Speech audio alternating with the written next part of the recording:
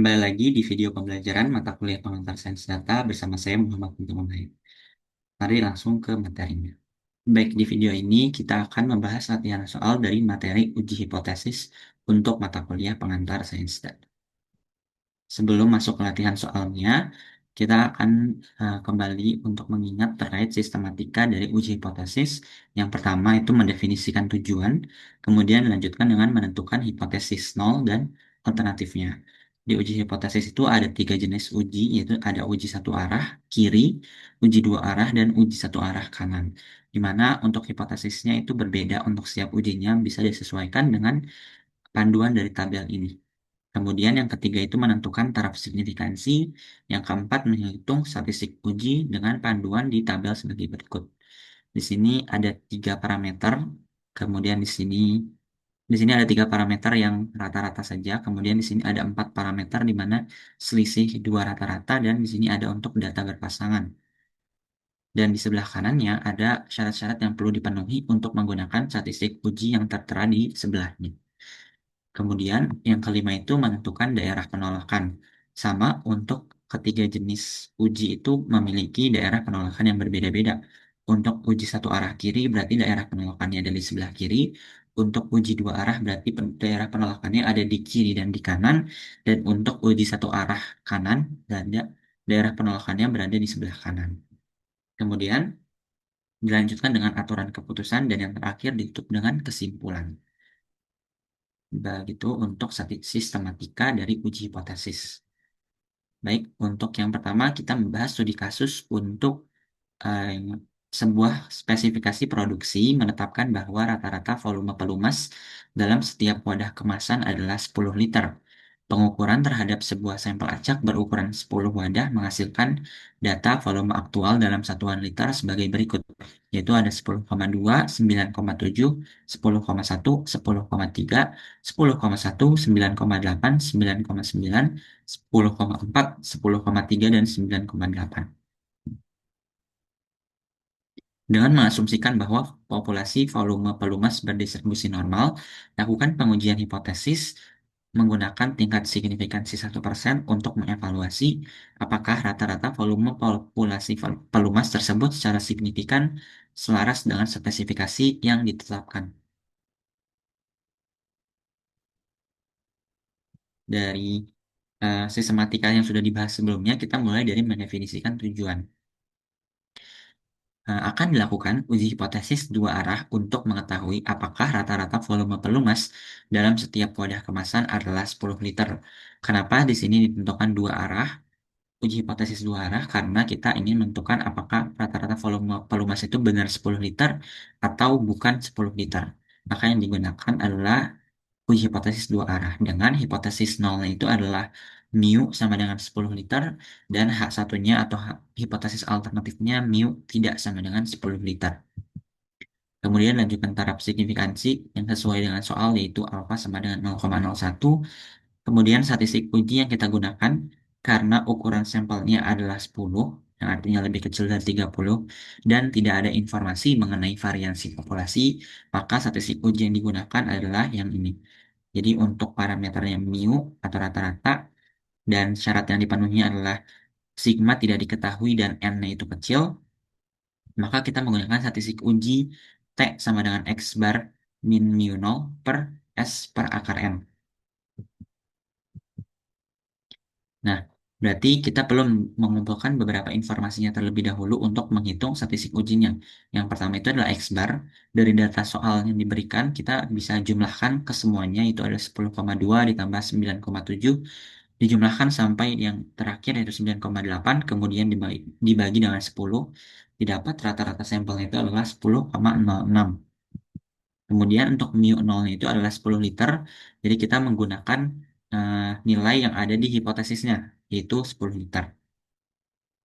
Kemudian untuk S kuadrat atau variansi dari sampel, kita bisa menggunakan rumus ini, yaitu sumasi dari X1 dikurang X bar kuadrat per 10 dikurang 1 atau N dikurang 1, yaitu N yang sama dengan 10, berarti dikurang 1 sama dengan 9.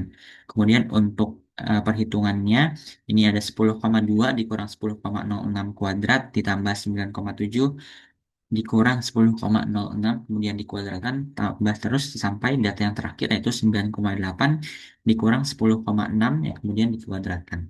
Hasilnya variansinya adalah 0,06044. Kemudian untuk N-nya atau ukuran sampelnya itu jumlahnya adalah 10 karena ada 10 observasi. Kemudian kita tinggal menghitung statistik ujinya, yaitu T sama dengan X bar min mu 0 per S per akar N. X barnya adalah 10,06, mu 0-nya adalah 10, S-nya adalah 0, S-nya adalah akar dari 0,06044 karena kan di sini S kuadrat. Jadi kita perlu akarkan. Kemudian untuk N-nya itu sama dengan 10. Jadi akar dari 10. Didapat T-nya itu sama dengan 0,771. Kemudian dilanjutkan dengan penentuan daerah penolakan. Di sini kita menghitung pertama derajat bebasnya, yaitu rumusnya adalah N-1, jadi 10 kurang 1 sama dengan 9. Kemudian alfa yang digunakan adalah alfa per 2, karena di sini adalah uji hipotesis dua arah. Jadi alfanya perlu dibagi 2, maka 0,01 dibagi 2 itu sama dengan 0,005. Kemudian dari tabel statistik kita bisa lihat untuk derajat bebasnya, untuk alfanya itu sama dengan 0,05 dan derajat bebasnya itu 9, maka kita dapat daerah penolakan atau titik kritisnya itu adalah 3,25. Jadi T alfanya itu sama dengan 3,25. Dilanjutkan dengan aturan keputusan. Jadi kita akan tolak H0 jika T-nya itu atau T hitung kita, statistik uji kita itu lebih kecil dari minus T alfa per 2 atau T-nya ini lebih besar dari T alfa per 2 yang didapat dari tabel statistik. Nah, karena tadi statistik uji kita itu atau T-nya itu sama dengan 0,771, kemudian T alfa per 2 itu 3,25, yang berarti 0,771 lebih besar dari minus 3,25 dan lebih kecil dari 3,25. Artinya, kedua syarat untuk menolak H0 ini tidak dipenuhi. Maka, keputusannya adalah H0 gagal ditolak. Nah, ini ada ilustrasi pada grafiknya. Jadi ketika kita menggunakan uji dua arah, itu daerah penolakannya yang kuning ini ada di sebelah kiri dan ada di sebelah kanan. Jadi ketika statistik uji kita berada di daerah kuning ini, berarti kita menolak H0. Tapi di kasus yang kita kerjakan sekarang, statistik uji kita itu berada di daerah yang putih. Jadi bukan berada di daerah yang kuning. Jadi keputusannya adalah H0 itu gagal ditolak.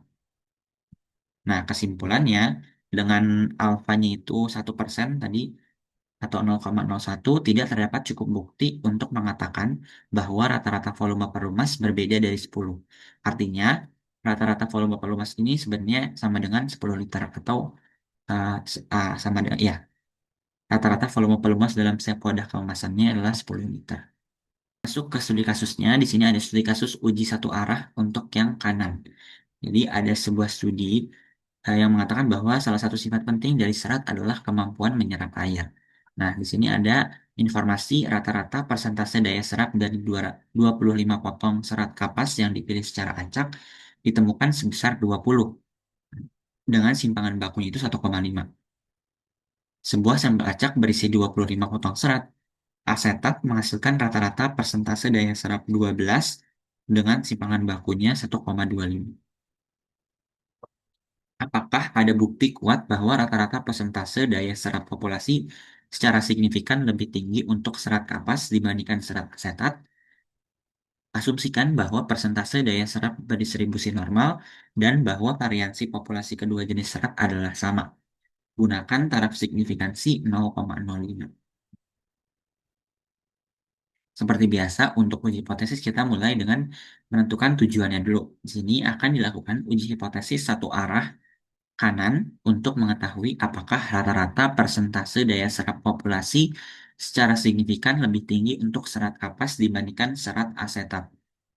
Kemudian untuk hipotesisnya H0 itu berarti mu1 sama dengan mu2.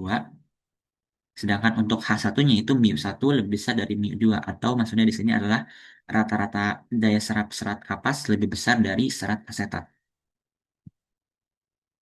Taraf signifikansi yang digunakan sesuai soal itu alfa sama dengan 0,05 dan Karena yang akan diuji adalah perbedaan dua rata-rata dan variansi populasi diasumsikan sama, tetapi tidak diketahui, maka statistik uji yang digunakan adalah ini. Jadi untuk parameternya mu 1 dan mu 1 dikurang mu 2 dan syarat yang terpenuhinya adalah ini, sigma 1 sama dengan sigma 2 tidak diketahui dan n1 n2-nya kecil, maka statistik uji yang kita gunakan adalah T sama dengan X bar 1 dikurang X bar 2 dikurang D0 per SP dikali akar dari 1 per N1 plus 1 per N2. Di mana di sini ada rumus dari SP-nya itu adalah N1 dikali S1 kuadrat ditambah N2 dikali S2 kuadrat per N1 ditambah N2 minus 2. Untuk menghitung statistik uji tersebut, kita perlu mengumpulkan beberapa informasi. Pertama, dari X bar-nya dulu. Dari soal sudah diberikan bahwa X bar satunya itu 20 dan X bar 2-nya itu adalah 12. Kemudian untuk D0 itu sebenarnya adalah rumusnya mu 1 dikurang mu 2 yang sama dengan 0 dengan mengasumsikan H0-nya itu benar. Karena di H0 itu kan mu 1 sama dengan mu 2 ya. Jadi kalau misalnya H0 benar berarti mu 1 dikurang mu 2 itu sama dengan 0. Kemudian untuk N1 dan N2 itu sama-sama bernilai 25. Kemudian kita perlu menghitung nilai SP kuadrat atau variansi gabungan. Dengan rumusnya itu N1 dikali S1 kuadrat ditambah N2 dikali S2 kuadrat dibagi N1 plus N2 dikurang 2.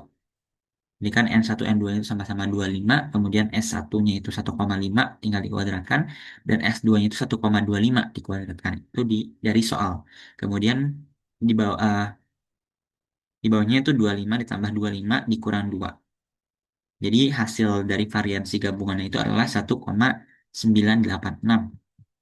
Maka statistik ujinya itu T sama dengan X bar 1 dikurang X bar 2 dikurang D0 per SP dikali akar dari 1 per N1 ditambah 1 per N2 sama dengan 20 dikurang 12 dikurang 0 dibagi dengan akar 1,96 karena kan di sini S kuadrat ya. Jadi kita perlu akarkan dikali dengan akar dari 1/25 ditambah 1/25.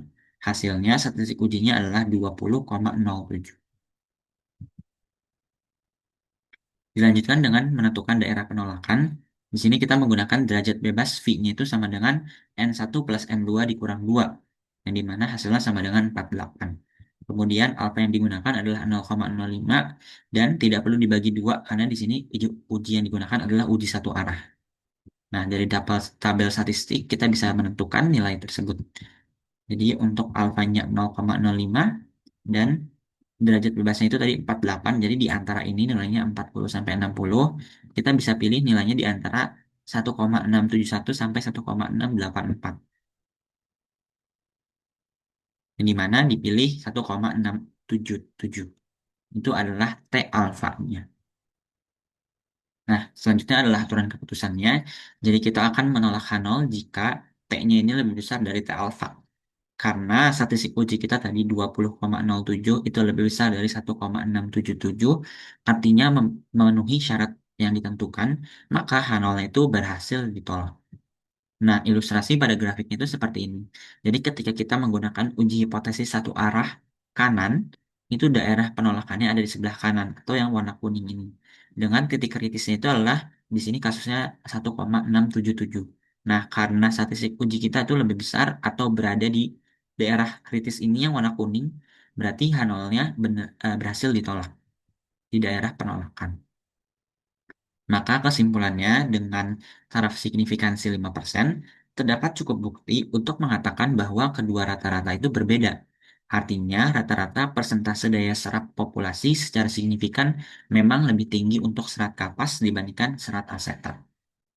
Baik, sekian untuk video kali ini. Sampai jumpa di video selanjutnya.